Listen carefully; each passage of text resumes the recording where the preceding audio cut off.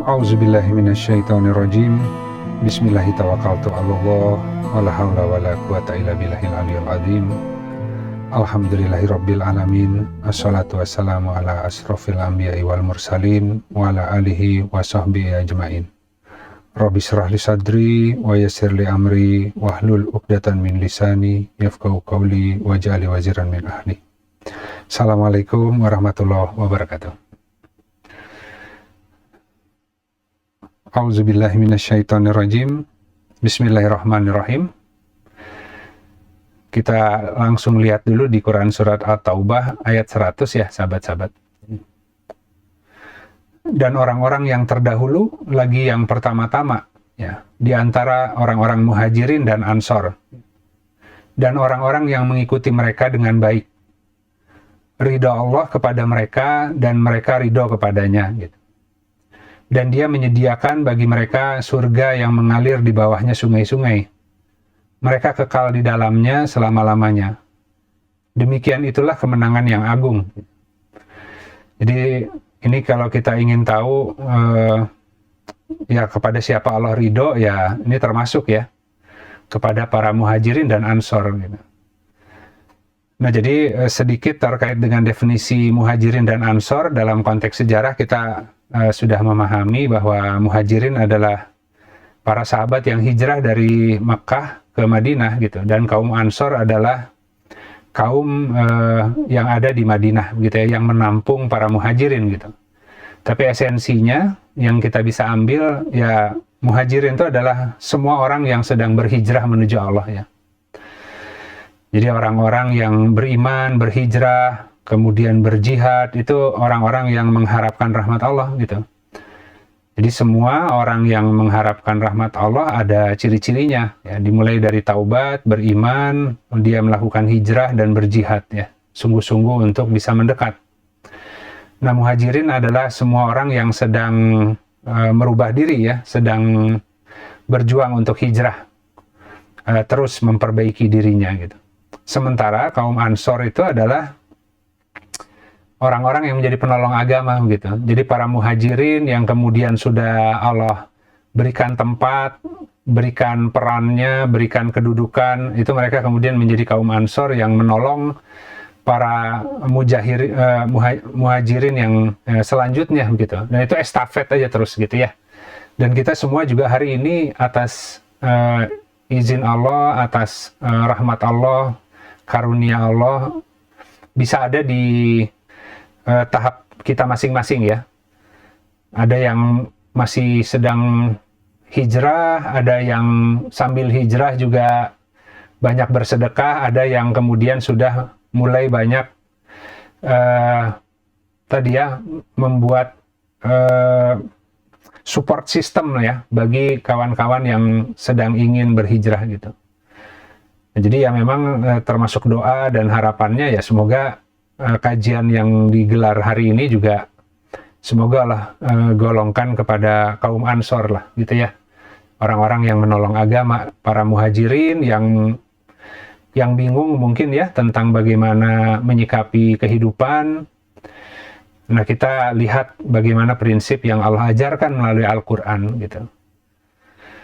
Nah, itu kira-kira seperti itu ya sahabat-sahabat. Ya tentu kita berharap dengan kita menjadi para tadi ya kaum yang sedang berhijrah dan juga menjadi penolong agama, ya semoga Allah kemudian ridho terhadap kita. Apa tandanya Allah ridho? Ya kita jadi ridho dengan pengaturannya gitu. Semakin dimudahkan untuk berserah diri gitu. Jadi kalau misalkan hidupnya mau ya seperti minggu lalu materinya, hidupnya mau tanpa beban, kemanapun Allah bawa mengalir saja, bertasbih dengan enak begitu ya, setelah tentu bertawakal ya. Nggak mungkin orang kemudian tanpa bertawakal kemudian bisa percaya dengan pengaturan kehidupan. Dia harus tawakal dulu, kemudian dia serahkan kepada Allah yang maha pengatur. Nah, itu agar kemudian hatinya bisa ridho mengikuti apa-apa yang kemudian Allah aturkan, yaitu kita butuh Allahnya ridho dulu terhadap kita gitu. Ya, caranya adalah tadi ya, Kita terus berjuang untuk hijrah dan semampunya menjadi penolong agama sesuai bidangnya masing-masing. Baik, kita akan lanjut. Kemudian kita lihat ya di Quran surat 20 ayat 83 sampai 84 ya. Jadi ini di kisahnya Nabi Musa. Dan mengapa engkau datang lebih cepat daripada kaummu, wahai Musa? Dia Musa berkata, itulah mereka yang sedang menyusul mengikuti jejakku. Ya. Dan aku bersegera kepadamu, ya Robku, agar engkau ridho kepadaku. Gitu. Jadi ini adalah penjelasan lain dari sabikun asabikun lah. Ya. Orang-orang yang bersegera ya untuk datang kepada Allah gitu. Memenuhi semua panggilannya gitu. Nah, tentu ya tujuannya bergegas adalah agar Allah ridho gitu ya, menjadi barisan yang terdepan. Dan di Al-Quran ya seperti itu, ya jadi trendsetter lah ya, mencontohkan kepada yang lain dengan menjadi yang terdahulu gitu. Itu rewardnya dari sisi Allah akan berbeda. Orang-orang yang tadi ya, berperang dan membelanjakan hartanya sebelum penaklukan Mekah itu beda kedudukannya dengan yang setelah gitu ya. Jadi kita ingin menjadi pionir dalam bidangnya masing-masing. Silakan teman-teman pilih mau menolong Allah melalui jurusan apa sesuai yang Allah mudahkan dan jadilah pionir di sana. Ya tapi tentu ya harus ada pengajaran dari Allah ya. Jadi kita baca Al-Quran, kita rajin beribadah kepada Allah, kita bertakwa sesuai dengan kesanggupan kita. Semoga Allah ajari berbagai ilmu ya yang dibutuhkan ya, agar kita bisa menjadi para penolong agama di bidangnya masing-masing ya. Akan Allah yang langsung ajari ya, jadi menggunakan instrumennya itu Allah yang ajari. Jadi ada orang yang melalui ilmu bisnis menjadi penolong agama, tapi ya tentu bisnisnya modelnya model Al-Quran. Ya harus paham itu mekanismenya rizki, harus paham pola tasbih dan bergerak, harus paham bahwa setiap orang ada fitrahnya, nggak bisa hanya mengandalkan bisnis plan dan peluang gitu ya. Itu yang pada umumnya kan seperti itu ilmu dunianya gitu. Nah kita Allah yang mengajarkan bagaimana menggunakan ayat-ayat Al-Quran untuk menata persoalan muamalah misalkan ya. Ataupun di bidang lain. Tadi dengan mungkin instrumennya seni, maka melalui medianya masing-masing, Allah yang ngajarin bagaimana menggunakan media itu untuk menggugah orang sehingga ingin mendekat kepada Allah begitu ya. Bisa lewat musik, bisa lewat tari ya. Segala sesuatu yang Allah izinkan ada hari ini itu bentuk menolong agama Allah kalau kemudian Allah ajari cara memakai instrumennya gitu. Tapi kalau enggak ya akhirnya dia menjadi selongsongnya aja ya. Seni ya hanya menjadi seni, bisnis ya hanya menjadi bisnis. Tapi semua Allah bisa gunakan menjadi sarana untuk tadi syiar ya dan dakwah. Nah begitu sahabat-sahabat. Jadi ini setiap orang diundang untuk bersegera ya menjadi pionir pada bidangnya masing-masing. Semakin ruwet bidangnya, semakin besar kemungkinannya menjadi pionir gitu ya. Kemudian bisa punya inovasi yang baik melalui kebidangan itu. Malah kemudian mengingatkan manusia yang lalai kepada Robnya gitu ya, melalui bidangnya masing-masing. Nah itu sabikun asabikun ya. Jadi bersegera kepada Rob ya, agar Allah ridho gitu. Ya yang lain nanti akan ikut ya. Yang lain akan ikut ya. Allah akan perkuat nanti dengan tim, dengan para mukmin yang lain gitu kan. Tapi yang punya urusan, yang punya kemudahan harus punya tekad untuk ingin dijadikan alat gitu. Nah kira-kira seperti itu. Kemudian kita lihat di Quran surat 3 ayat 31 Ali Imran. Katakanlah Muhammad ya, jika kamu mencintai Allah, maka ikutilah aku gitu. niscaya Allah mencintaimu dan mengampuni bagimu dosa-dosamu. Dan Allah Maha Pengampun, Maha Penyayang. Jadi memang agar Allah mencintai, ya ikuti sunnah para rasul, ya. Ikuti sunnah Rasulullah Shallallahu Alaihi Wasallam. Ya, tapi sunnahnya Rasulullah itu perkataan, perbuatan, sebagainya itu pada dasarnya adalah dalam rangka untuk menolong agama, ya, mewartakan tentang Allah gitu. Ya, diutus para nabi untuk menyampaikan bahwa la ilaha illallah, tidak ada Tuhan selain Allah, ya. Tidak ada ilah yang disembah selain Dia gitu. Janganlah kalian menserikatkan gitu. Itu pesan yang sama yang dibawa oleh semua nabi gitu, ya. Dan masing-masing kemudian didustakan oleh kaumnya, ya. Ada kaum, semua kaum rata-rata mendustakan. Pesannya sederhana, simple gitu. Bagaimana caranya agar manusia kemudian menjadi yakin, ya, dan mengenal Allah gitu. Nah, sunnah itu sebenarnya yang kita ikuti gitu, ya. Jadi bukan hanya mengikuti tanpa paham bahwa semua, katakan, perangkat mengikuti Nabi secara, katakan, lahiriah begitu, ya, secara apa namanya, cara untuk berpakaian, katakan gitu, ya. Tapi kemudian hanya berhenti di sana, tidak gitu, ya. Esensinya yang harus diambil begitu, bahwa semua cara Nabi bekerja, ya, merespon, menyikapi segala sesuatu yang Allah izinkan hadir, itu dengan tuntunan Al-Quran gitu. Ya, karena Rasulullah adalah Al-Quran berjalan. Jadi kalau kita ingin tahu bagaimana aplikasi dari Al-Quran, ya lihat contohnya ada di Nabi gitu. Nah, itu yang kita ikuti. Bagaimana Nabi menghadapi musuh-musuh gitu, ya. Bagaimana Nabi menghadapi kaumnya. Bagaimana Nabi bersabar gitu, ya, atas perlakuan masyarakat yang ada di sekitarnya gitu. Ya, semuanya diikuti, ya.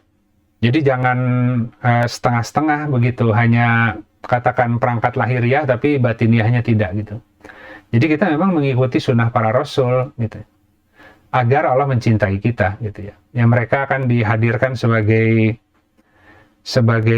teladan, ya, bagi kita, ya. Nah, demikian sahabat-sahabat. Kita lanjut dulu di Quran surat Al-Fat, ya. Ayat 18.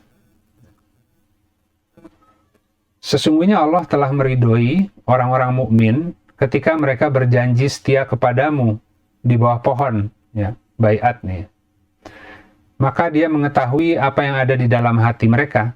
Lalu Dia menurunkan ketenangan atas mereka dan memberi balasan dengan kemenangan yang dekat. Ya, ini tadi mengikuti sunnah Rasulullah itu berbaiat untuk menolong urusan gitu, ya. Menolong urusan Allah, ya. Ya, tentu tadi menolong Rasulnya untuk melaksanakan apa yang menjadi kehendak Allah gitu. Nah, orang-orang yang kemudian berjanji setia di bawah pohon gitu, ya, tangan Allah ada di atas tangan mereka. Jadi sebenarnya bukan berjanji kepada Rasul, tapi Rasul itu menjadi perwakilan yang kalau orang berjanji kepada Rasul itu berjanjinya kepada Allah gitu. Nah, ini tadi definisi menolong agama. Sama di kisah yang Nabi Isa juga ada para Hawariyun, ya. Kalau kita tadi kaum Ansor gitu kan, ya.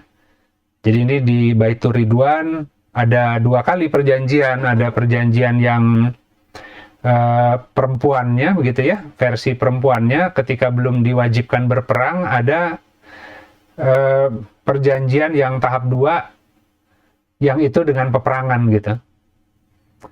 Nah, jadi kita tentu tadi berjanji setia, ya, untuk menolong agama Allah gitu, ya.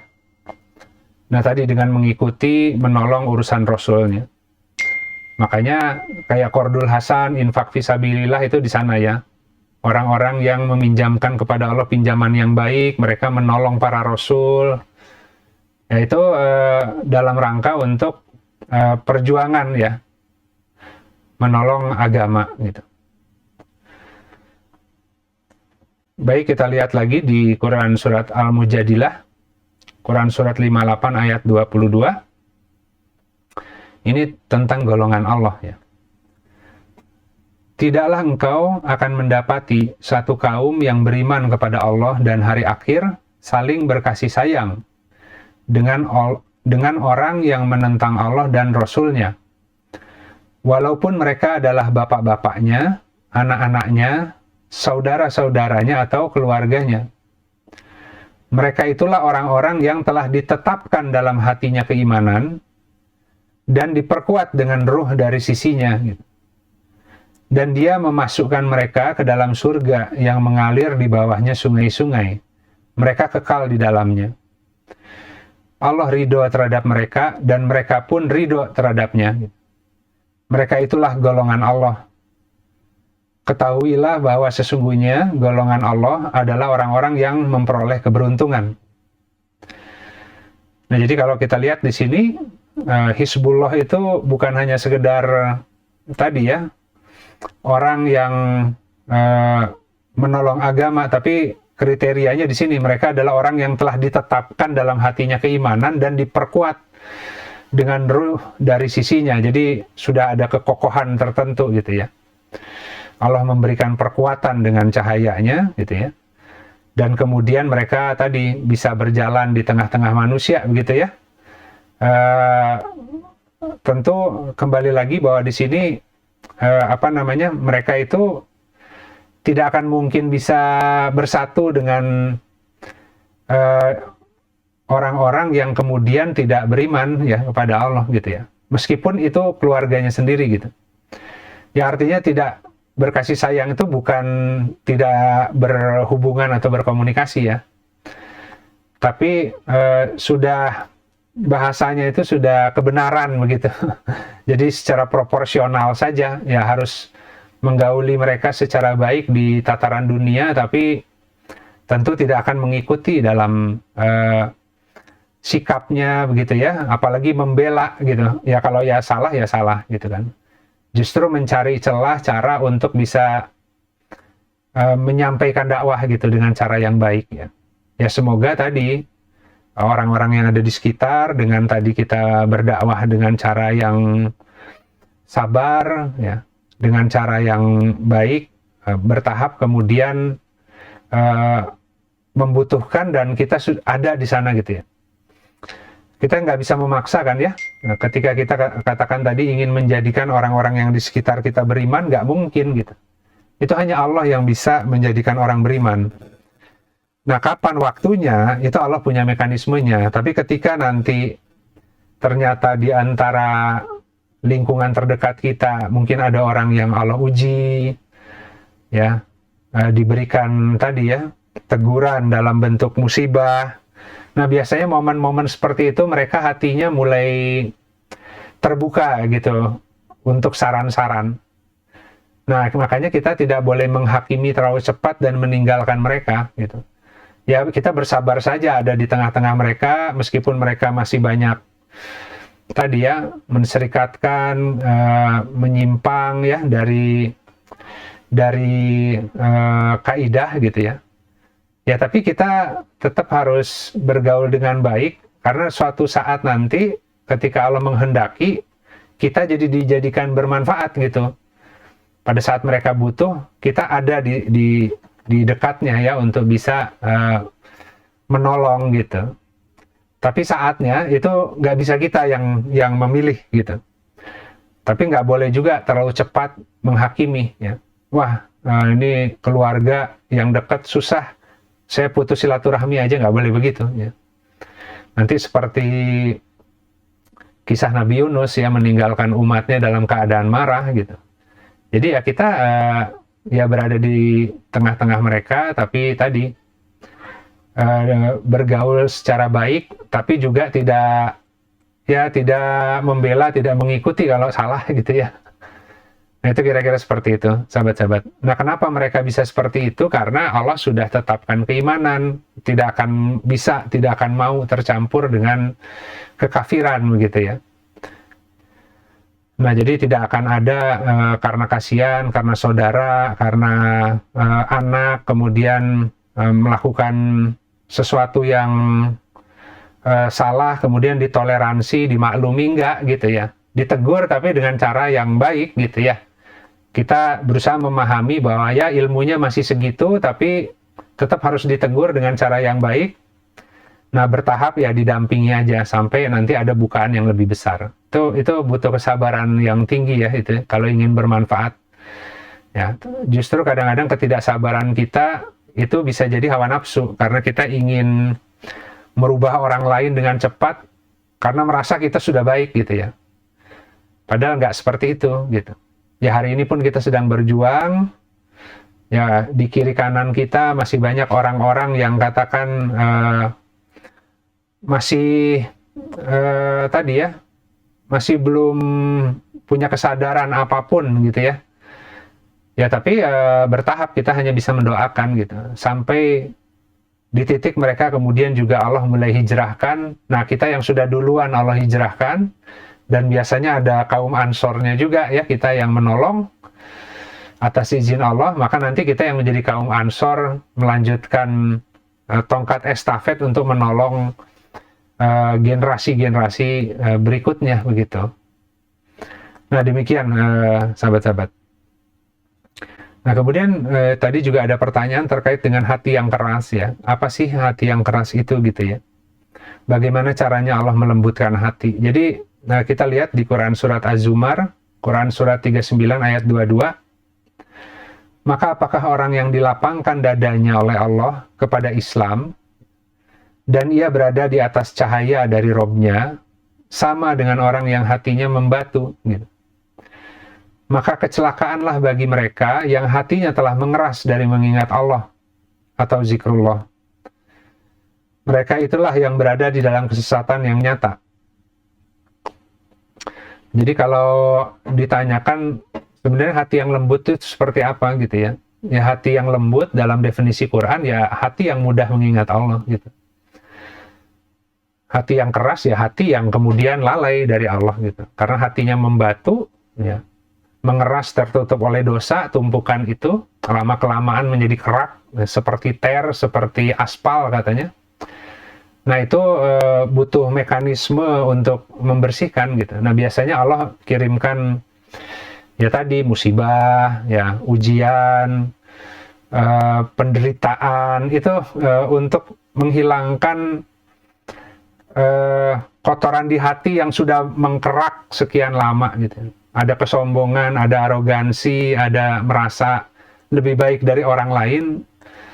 Ya, barangkali ketika Allah ingin memberikan kebaikan dan menghilangkan penyakit itu, Allah izinkan takdirnya ditimpa kehinaan gitu.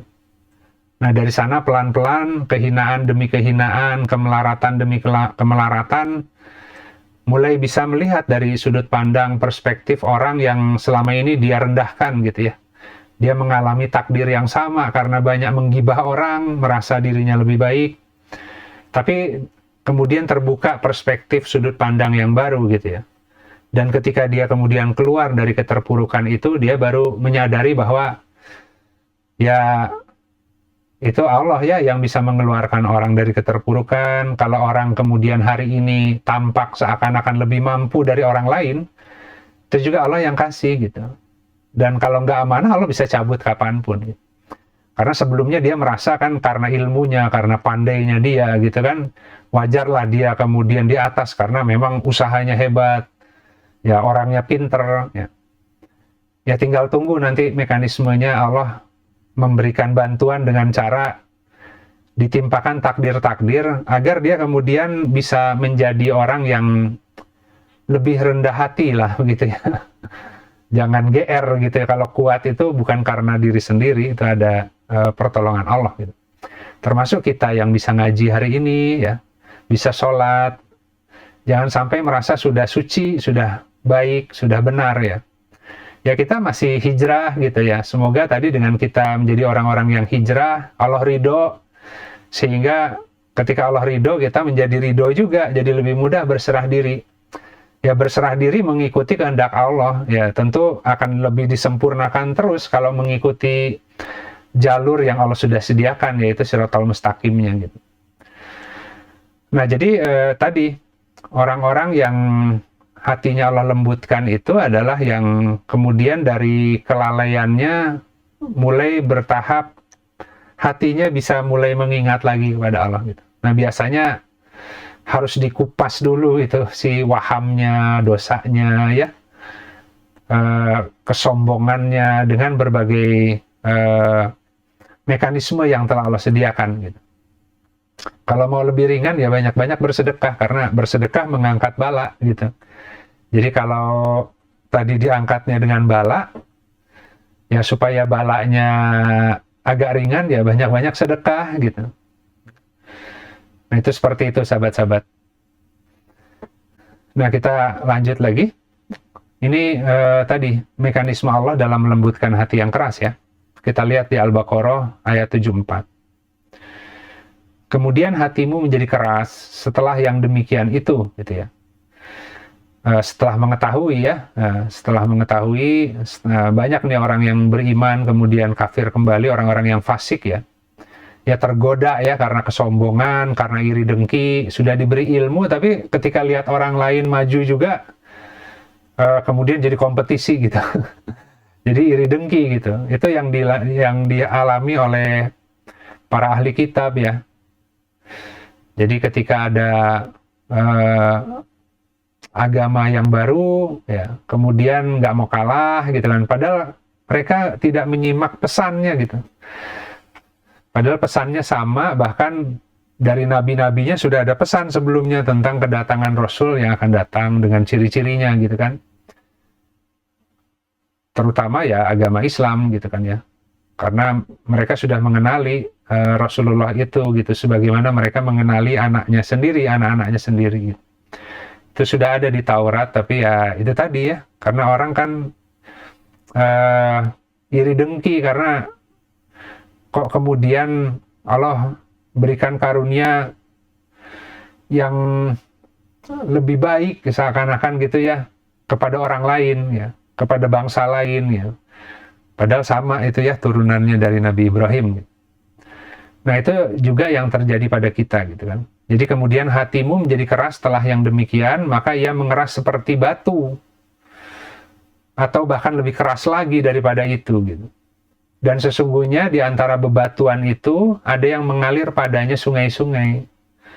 Dan ada pula yang terbelah lalu keluar daripadanya mata air gitu ya. Dan sesungguhnya ada pula daripadanya yang jatuh tersungkur dikarenakan rasa takut kepada Allah. Dan Allah tidaklah lengah terhadap apa yang kamu kerjakan.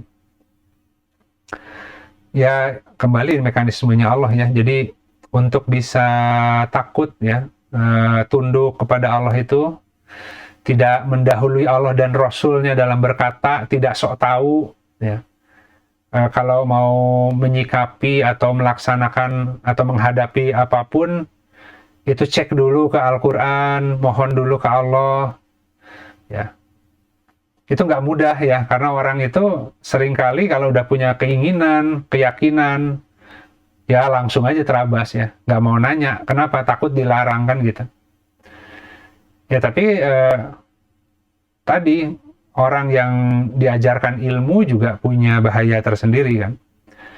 Barangkali ilmunya sudah banyak karena sebelumnya beriman, Allah ajari, dia ada ketakwaannya tersendiri, tapi kemudian digoda dengan kesombongan karena banyak orang yang ikut, banyak orang yang butuh, diposisikan seakan-akan mulia di hadapan makhluk. Akhirnya pandangannya alih-alih ke Allah, ya teralihkan kepada mengharapkan pandangan makhluk, menjadi ria dia kan, atau menjadi ujub juga gitu, merasa dirinya besar. Nah dari sana kemudian merasa yakin dengan apa yang ada pada dirinya. Jadi semua ilmu yang sudah dia baca, dia yakin bahwa itu sudah yang terbaik, yang paling benar. Padahal nggak ada apa-apanya gitu ya. Justru semakin tinggi ilmu seseorang, semakin takut dia kepada Allah gitu. Semakin berhati-hati menyampaikan gitu. Dan semakin banyak Allah ajari pastinya gitu ya. Tapi ketika orang sudah merasa cukup, berhenti pengajarannya gitu.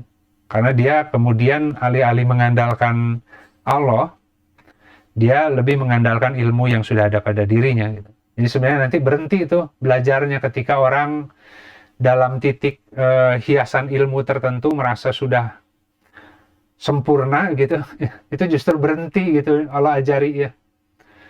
Nah, ketika kemudian terlalu mengandalkan ilmunya, pemahamannya, alih-alih rahmat Allah, nah di situ tuh si hatinya itu jadi mengeras gitu, tanpa disadari iman dicabut ya.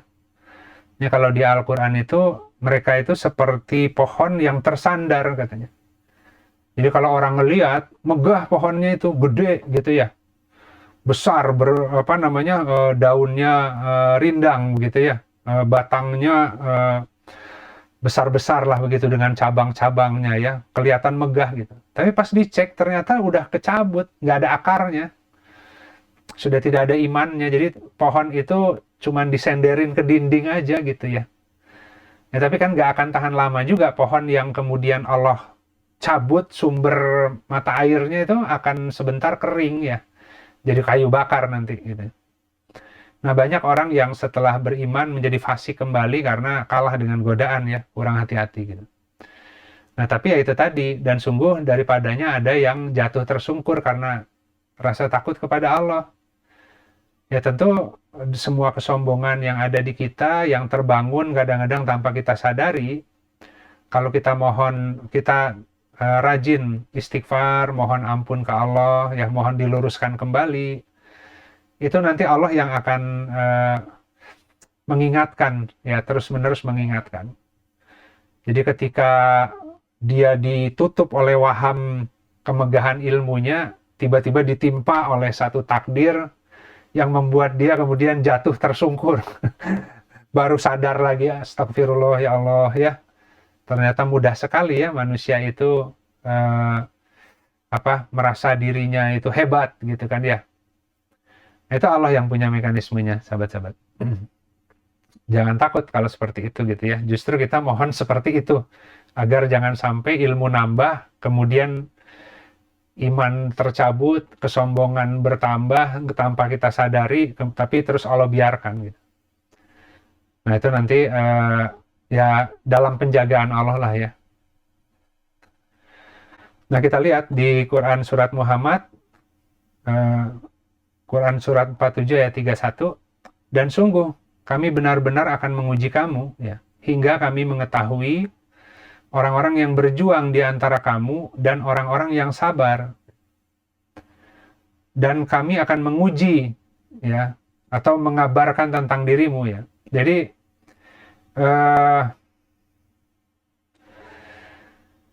ini kan Allah itu dengan ujian itu sebenarnya Allah itu ingin mengungkap apa yang ada di dalam dada gitu ya. Jadi kabar berita tentang kondisi yang ada di dalam dada kita, apakah kita sudah benar orang yang sabar ya, yang syukur, itu baru kelihatan kalau ada ujiannya gitu. Nah itu Allah yang akan menguji ya. Nah ketika ujian Allah datang, dan ujian itu kan terus meningkat nih, akan eskalasi ya, tingkatannya itu akan menyesuaikan ya. Semakin orangnya sabar, semakin orangnya beriman, berilmu, syukur, ujiannya ditambah lagi. Jadi kita itu banyak kalahnya lah dengan ujian itu, banyak terungkap ternyata aku belum sebaik yang dibayangkan, aku belum sesabar yang dibayangkan, aku belum sepaham yang dibayangkan gitu ya. Tapi itu bukan buruk gitu. Nah itu yang membuat dia kemudian rendah hati lagi gitu ya, mohon lagi ke Allah gitu ya.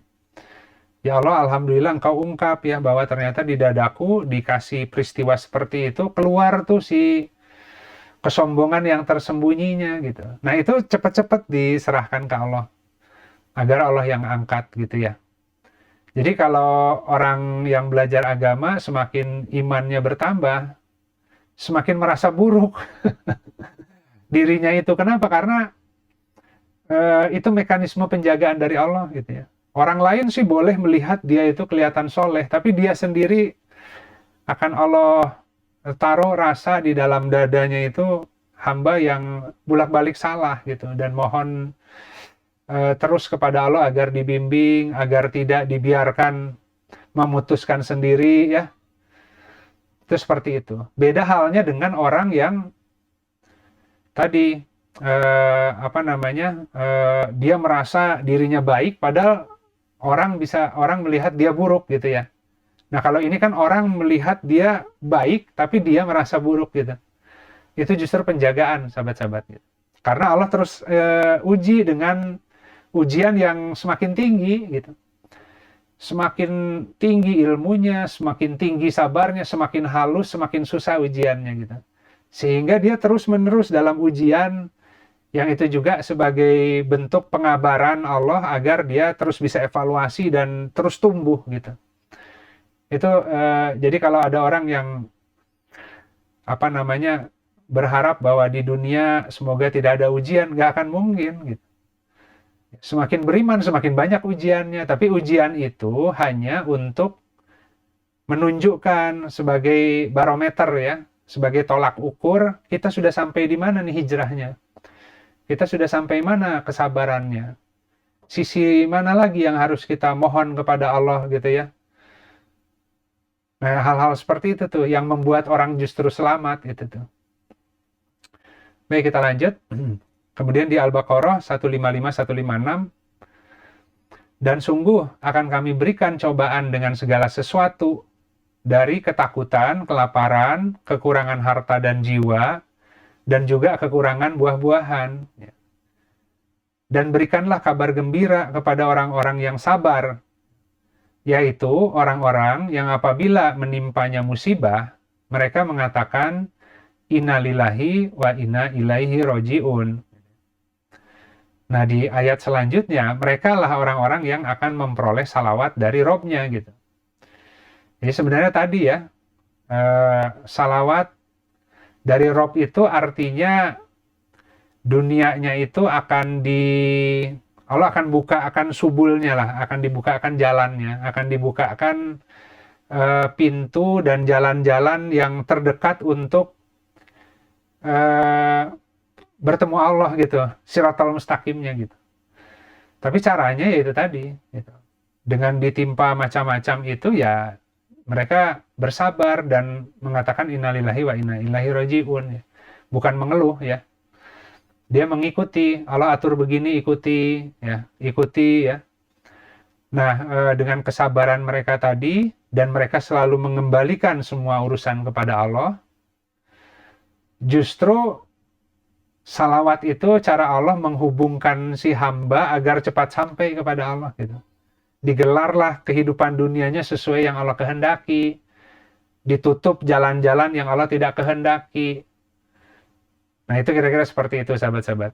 Jadi, kalau Rasulullah yang bersalawat, maka kita diberikan sakinah oleh Allah.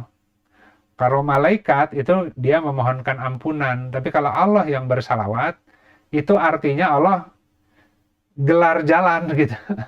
Gelar jalan, rute, ya, agar kita bisa lebih cepat sampai kepada Allah gitu. Tapi kan kalau mau ke sana, artinya nggak boleh ngikuti hawa nafsu gitu. Ikuti mana-mana yang Allah tunjukkan gitu. Nanti kita lihat ya, ini doa orang yang berserah diri kan. Jadi kalau doa orang yang berserah diri ini di Al-Isra, Quran surat 17 ayat 80. Jadi setelah mengambil sebagian waktu malam untuk bertahajud, mereka berdoa. Dan katakanlah ya Robku, masukkanlah aku ke tempat masuk yang benar, dan keluarkanlah aku ke tempat keluar yang benar, gitu ya.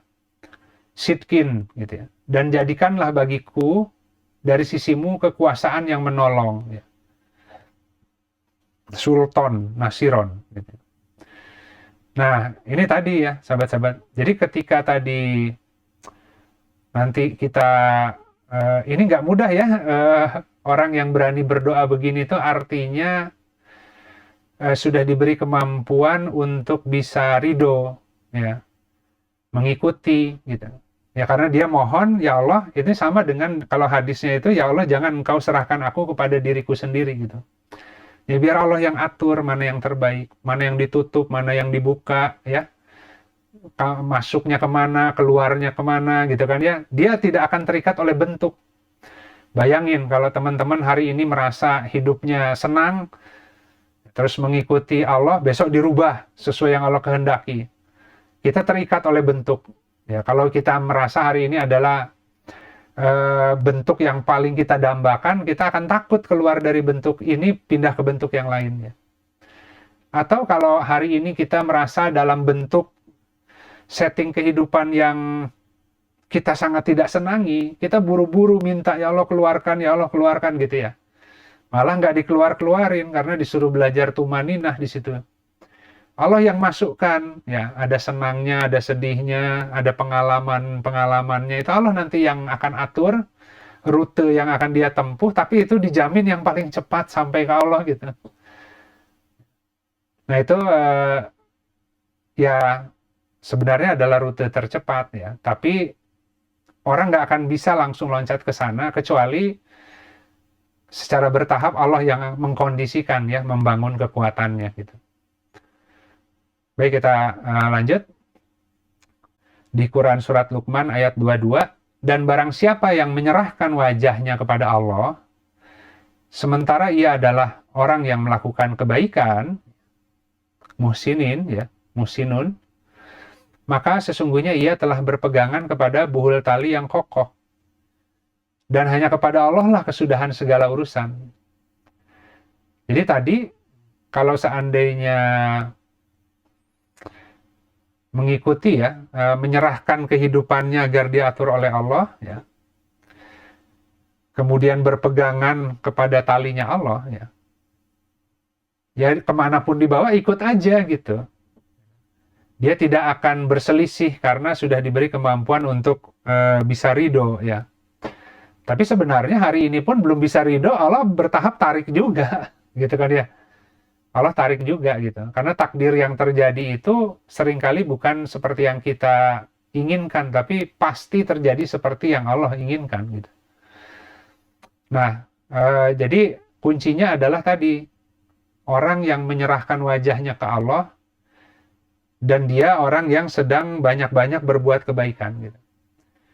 Jadi maksudnya menyerahkan wajahnya ke Allah, ya kalau lagi berat itu ya ke Allah juga, ya Allah, bukan takdirnya dirubah, minta hatinya dimudahkan untuk bisa ridho dengan apa yang Allah tetapkan. Mohon Allah ajari maksud kenapa harus mengalami hal ini. Ya, dengan keyakinan bahwa apa yang Allah aturkan ini pasti jauh lebih baik dari apa yang aku pahami, ya, atau yang aku harapkan gitu. Nah kebayang ya, itu orang yang berserah diri itu akan seperti itu, sahabat-sahabat. Nah kalau dia berpegangan pada buhul tali, ya itu nanti kemana tali Allah bawa gitu.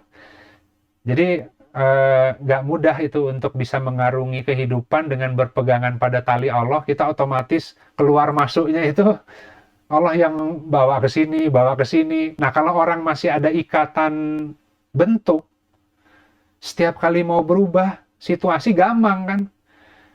Gampang lagi, takut lagi. Mending kalau gampang terus dia buru-buru istighfar, menghadapkan wajah lagi ke Allah, mohon perkuatan agar bisa bertasbih lagi mengikuti yang Allah aturkan. Atau malah ada yang kabur, berontak, wah nggak mau gitu ya. Dan rata-rata manusia itu begitu. Ya, padahal toh ujungnya juga akan ketemu Allah juga, setelah meninggal kan akan ke Allah juga ya. Tapi kalau jalur yang Allah sediakan di dunia, itu kalau dia menempuh itu, bersih dosanya.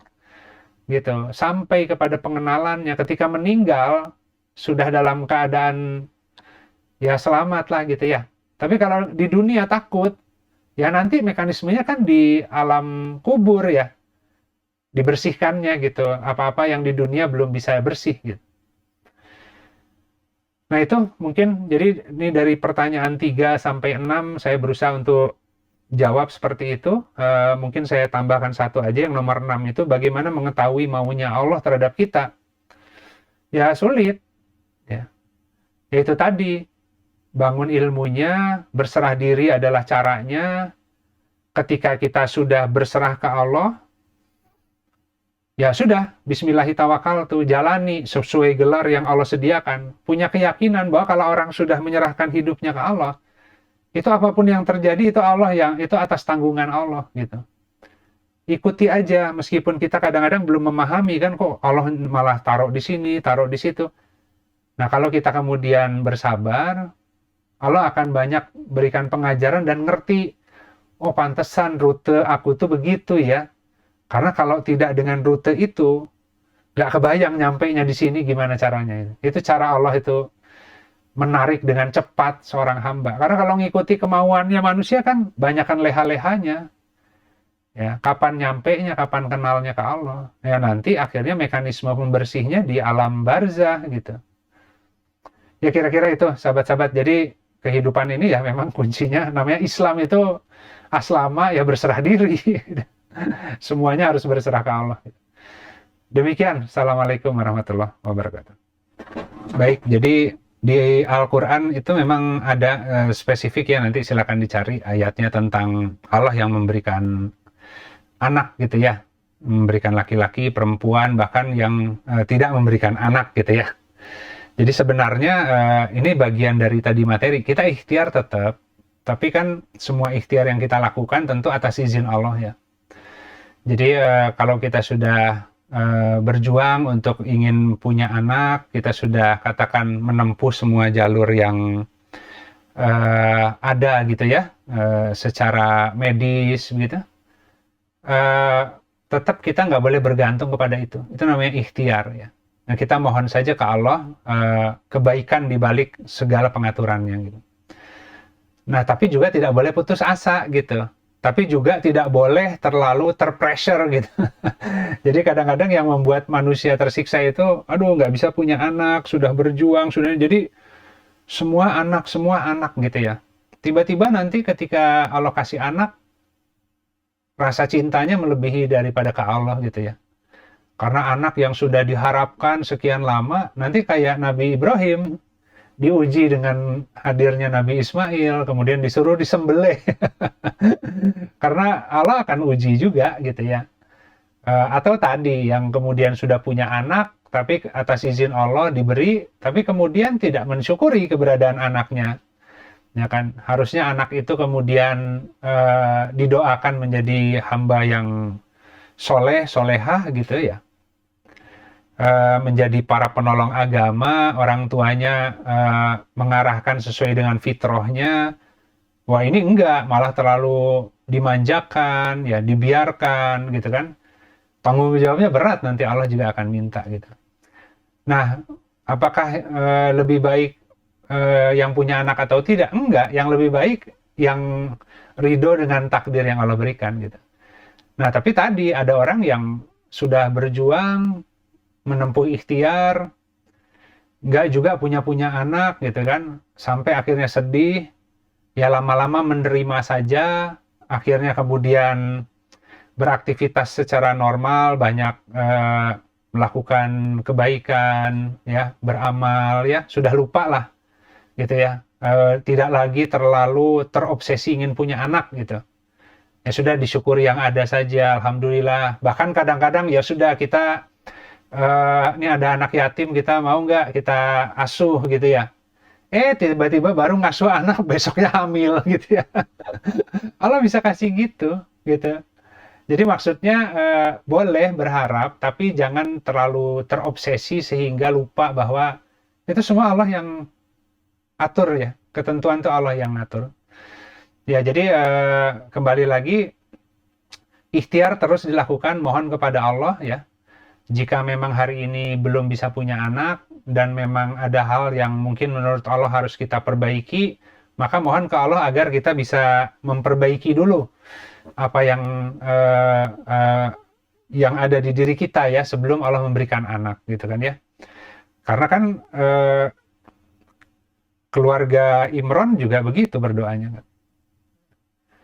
Jadi berdoa ke Allah agar diberikan tadi ya anak ya anak laki begitu. Tiba-tiba keluarnya Siti Maryam gitu kan. Loh kok keluarnya ini anak perempuan gitu.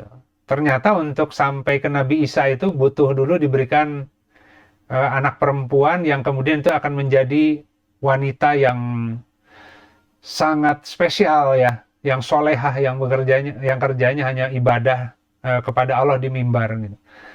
Bahkan kemudian tidak disentuh oleh laki-laki manapun gitu. Ya langsung dengan ruhnya Allah dan kemudian lahir Nabi Isa gitu ya. Ya meskipun awalnya kok perempuan gitu kan, kok nggak laki-laki karena yang diminta itu kan pejuang agama gitu, penerus mungkin ya, penerus para rasul ya, yang itu ketentuannya memang kaum laki-laki gitu. Tapi ternyata untuk menghadirkan seorang Nabi Isa dimulai dari ibunya dulu harus yang terbaik lah begitu. Nah itu pelajaran dari kita ya hari ini ya kita tetap bertaubat, kita tetap berjuang untuk menjadi hamba yang baik, tidak terlalu terobsesi dengan apa yang belum Allah berikan ya sambil ikhtiar ya.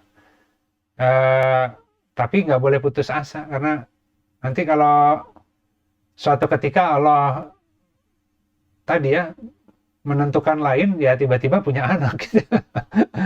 Ya seperti itu kira-kira. Iya betul Pak Mus. Sampai mati ya orang hidup nggak mungkin nggak ada ujian lah pasti ya. Semua diuji gitu ya. Kalau bahkan orang-orang yang tidak beriman pun Allah uji dalam 1 tahun 1-2 kali gitu dalam setahun. Itu di Al-Qur'annya seperti itu ya, dengan harapan barangkali mereka bisa kembali ya mungkin ya. Itu orang yang tidak beriman. Kalau orang yang beriman nggak sekali setahun.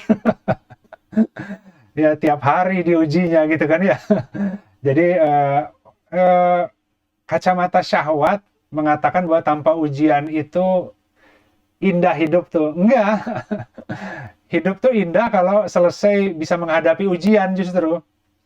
Gitu. Cuman kan tadi kita belum terbiasa saja bahwa di balik ujian itu banyak rewardnya soalnya. Ya banyak ganjarannya yang Allah sediakan, banyak ilmunya, banyak karunia lah pokoknya di balik ujian tuh. Kalau nggak diuji nggak pernah nambah pengetahuannya gitu kan. Nah cuman karena mungkin tadi kacamata kebodohan yang melihat kacamata syahwat, jadi orang berpikir, wah kalau ujian tuh repot katanya ya. Gitu. Makanya orang yang bisa merasakan manisnya iman, itu resah kalau nggak ada ujian.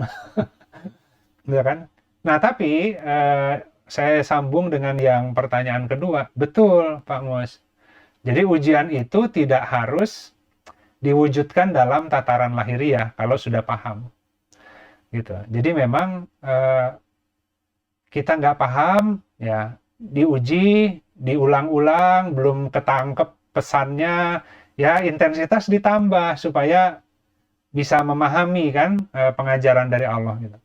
Tapi ketika akal terus bertambah, kita juga banyak merenung. Nah, kita jadi lebih peka dalam membaca semua perubahan ya, setting takdir ya yang Allah izinkan terjadi. Bahkan kadang-kadang kalau ujian tuh mau datang tuh, bisa kebaca tuh komponen-komponennya hadir tuh. Ya, wah ini kok berubah nih. Kayak Matrix, kalau film Matrix itu ya, ini kayaknya ada sesuatu nih. Kehidupan tuh sudah mulai kelihatan Allah bangun tuh ya. Pertanyaan tuh yang dibangun tuh. Tiba-tiba karena Allah berikan kecerdasan, kecergasan di dalam membaca, kita bisa jawab gitu. Oh paham gitu. Nggak jadi turunnya. Diganti sama yang lain Pak. Diganti sama ujian lain gitu. Jadi, nah bisa nggak jadi turun sama sekali.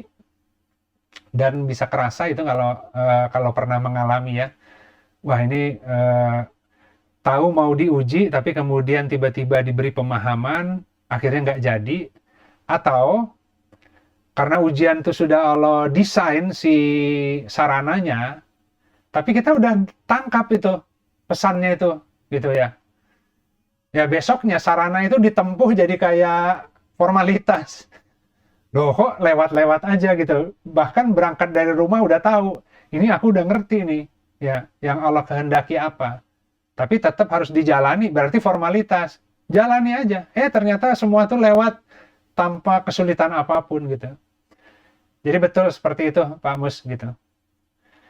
Cuman karena tadi ilmu manusia itu selama di dunia ya tidak adalah yang sempurna gitu kan. Karena nanti di alam berikutnya pun kita akan terus ngaji, kita akan terus bertambah pengetahuan untuk mengenal Allah ya di alam-alam selanjutnya pun. Jadi tidak mungkin ilmunya sudah full di alam ini. Jadi prinsipnya ya pasti akan terus diuji gitu. Demikian Pak Mus. Alhamdulillah, sepertinya untuk sesi hari ini sudah tidak ada pertanyaan dulu Pak. Mungkin nanti sambil mengolah dari materi yang tadi disampaikan. Ya. Alhamdulillah. Baik sahabat-sahabat, untuk sesi hari ini sepertinya kita sudahi dulu.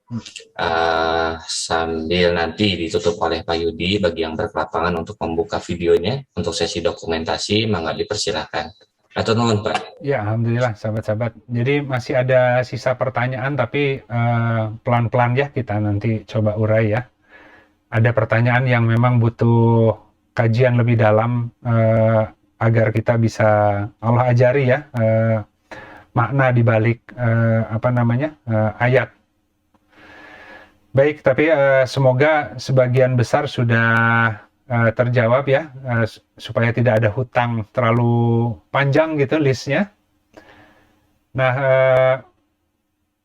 baik, jadi yang hari ini ya kesimpulannya begitu ya sahabat-sahabat. Jadi semua itu memang ya berserah diri itulah jalannya gitu ya. Bahkan agama Islam adalah agama yang tadi mengikuti milah Ibrahim.